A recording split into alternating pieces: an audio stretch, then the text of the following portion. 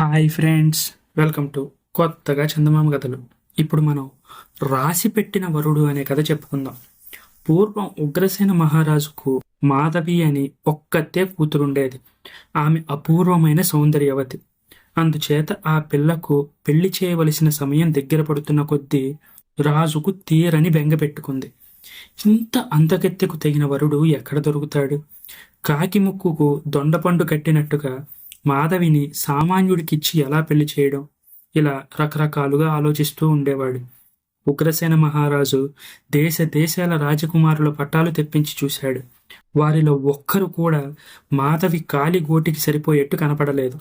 చివరికి ఆయన తన మంత్రి అయిన సుబుద్ధితో, మంత్రి, అమ్మాయికి తగిన వరుడు దొరికే ఉపాయమేది అని అడిగాడు. మహారాజా, రాజకుమారుడే కావాలని ఏముంది? అమ్మాయి గారికి సరివచ్చే అందగాడు ఎవరు కనిపించినా వివాహం జరిపిద్దాం అన్నాడు మంత్రి. అది మొదలుకొని రాజుగారు అందగాళ్ల కోసం దేశం నలుమూలలా వెతికించాడు. అందచందాలు గల యువకులు చాలామంది కనిపించారు, కానీ వారిలో ఒక్కరు కూడా మాధవికి భర్త కాదగినవాడు కాదు. రాజుగారి విచారం మరింత ఎక్కువైంది. ఒకనాడు ఆయన నిద్రపోతూ ఉండగా చిత్రమైన కల వచ్చింది. ఆ కలలో బ్రహ్మదేవుడు కనిపించి, పిచ్చివాడ, నీ కుమార్తె పెళ్లి కోసం ఎందుకంత ఆరాటపడతావు? తనకు కాబోయే భర్తకు నేను అదివరకే ముడివేసి ఉంచాను అన్నాడు. దేవా, ఆ వరుడెవరు? వాడి పేరేమిటి అని రాజు బ్రహ్మను ఆత్రంగా అడిగాడు. వాడి పేరు కురరపట్ అని చెప్పి బ్రహ్మ అంతర్ధానమయ్యాడు. రాజు నిద్రలేచాక కల జ్ఞాపకం ఉంది, కానీ మాధవికి కాబోయే వరుడి పేరు మర్చిపోయాడు. అది మనిషి పేరులాగా అతనికి తోచలేదు. కల వచ్చి కూడా ప్రయోజనం లేకపోయింది. మరి కొన్నాళ్ళు గడిచాక రాజుకు బ్రహ్మ మళ్ళీ కనిపించాడు. నీ అల్లుడు ఇంతకు ముందే నిర్ణయమయ్యాడని చెప్పాను కదా, ఇంకా ఎందుకు విచారిస్తున్నావు అని కోప్పట్టాడు. దేవా, ఆ అల్లుడి పేరేమిటి అన్నాడు రాజు ఎంతో భక్తిగా. కురరపట్ అని చెప్పి బ్రహ్మ మాయమయ్యాడు. రాజుకు ఈసారి ఈ విడ్డూరమైన పేరు జ్ఞాపకం ఉంది. మర్నాడు తెల్లవారగానే ఆయన సుబుద్ధితో, మంత్రి, మన అమ్మాయికి కురరవట్ అనే వ్యక్తి భర్త అవుతాడట. బ్రహ్మదేవుడు నాకు స్వయంగా కలలో చెప్పాడు. అటువంటి పేరు గల వాళ్ళు ప్రపంచంలో ఉంటారని నేను అనుకోను. అయినా ఎక్కడైనా ఉంటే పట్టి తెప్పించు. వాడు అన్ని విధాల అమ్మాయికి తగిన వరుడై ఉండాలి. లేకపోతే బ్రహ్మదేవుడు అమ్మాయి పెళ్లి విషయంలో ఇంత శ్రద్ధ తీసుకోడు అన్నాడు. మహారాజా, ఈ పేరు చాలా రహస్యంగా ఉంచండి. లేకపోతే ఎవడో ఒకడు ఇదే పేరు చెప్పుకొని అమ్మాయి గారిని పెళ్లాడేయగలడు అని మంత్రి హెచ్చరించాడు.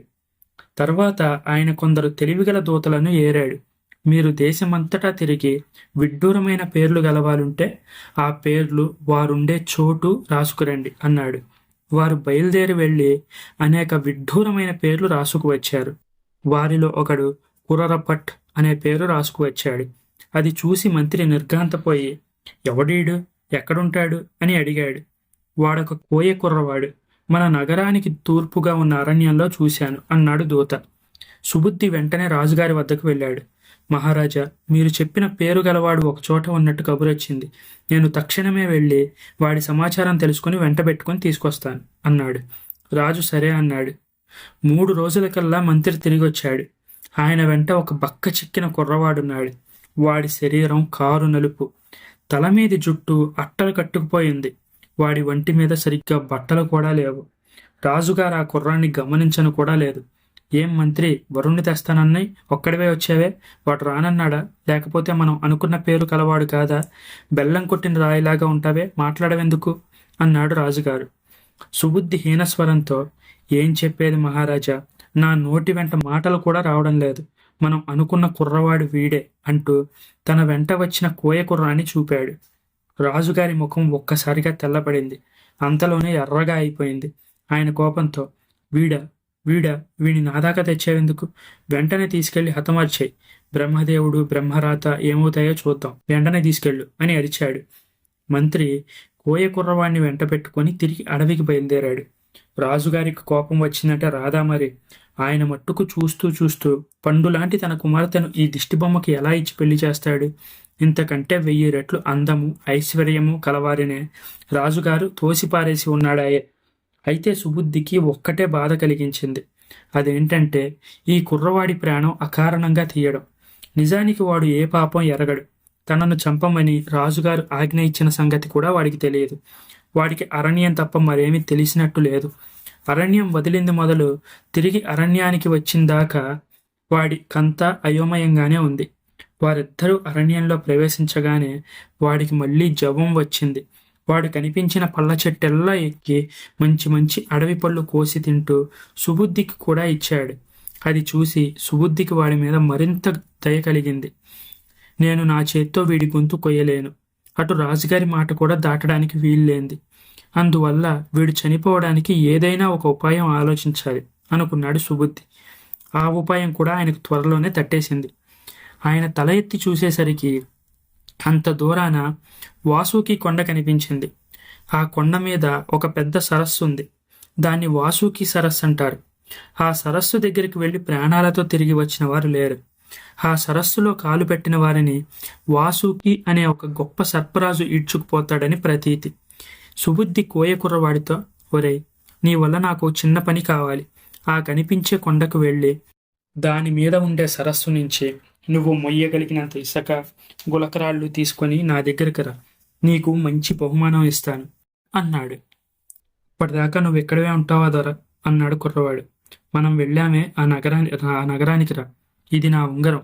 దీన్ని వేలికి పెట్టుకో. ఆ నగరానికి వచ్చి ఈ ఉంగరాన్ని చూపిస్తే ఎవ్వరు పడితే వారు నిన్ను నా దగ్గరికి చేరుస్తారు. ఇందా, ఈ కాసు నీ దగ్గర ఖర్చుకు ఉంచు అంటూ సుబుద్ధి తన చిటికెన వేలి ఉంగరం తీసి వాడి మధ్య వేలికి పెట్టి వాడి చేతికి ఒక బంగారు కాసిచ్చాడు. అవి రెండూ తీసుకొని ఆ కోయ కుర్రవాడు ఉత్సాహంతో వాసుకి పర్వతం కేసి బయలుదేరాడు. అక్కడికి చేరడానికి వాడికి 3 రోజులు పట్టింది. అయితే దారి పొడుగునా అరణ్యమే.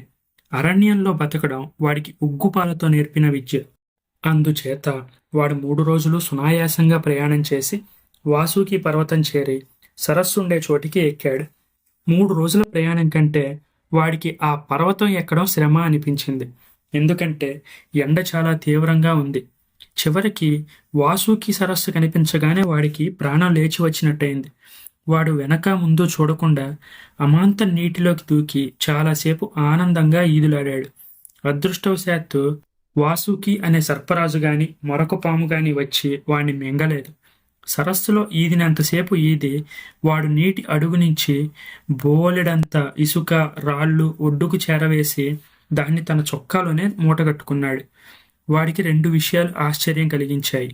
ఎప్పుడు నల్లగా ఉండే తన చేతులు పచ్చగా అయిపోయాయి. తీరా చూస్తే తన ఒళ్ళంతా పచ్చగా మారిపోయింది. ఇంకోటేంటంటే ఈ సరస్సులో ఉండే ఇసుక రాళ్ళు చాలా అద్భుతంగా ఉన్నాయి. అందుకే ఆ దొరగారు వాటిని తెమ్మన్నాడు అనుకున్నాడు వాడు. ఇక తాను ఆ పెద్ద మనిషి దగ్గరకు తిరిగి వెళ్ళాలి. అందుకని వాడు సరస్సు ఒడ్డున ఉన్న గుట్టల మీదకు వచ్చి కొండ అవతలి వైపు చూశాడు. కొండ కిందనే ఒక నగరం కనబడింది. వాడు చూసింది ఒక్క నగరమే కావడం చేత ఆ నగరమే ఈ నగరం అనుకొని గబగబా కొండ దిగి సాయంకాలానికల్లా నగరంలోకి ప్రవేశించాడు. తన వేలికి ఉన్న ఉంగరం ఎంతమందికి చూపినా ఒక్కరు కూడా గుర్తించలేదు.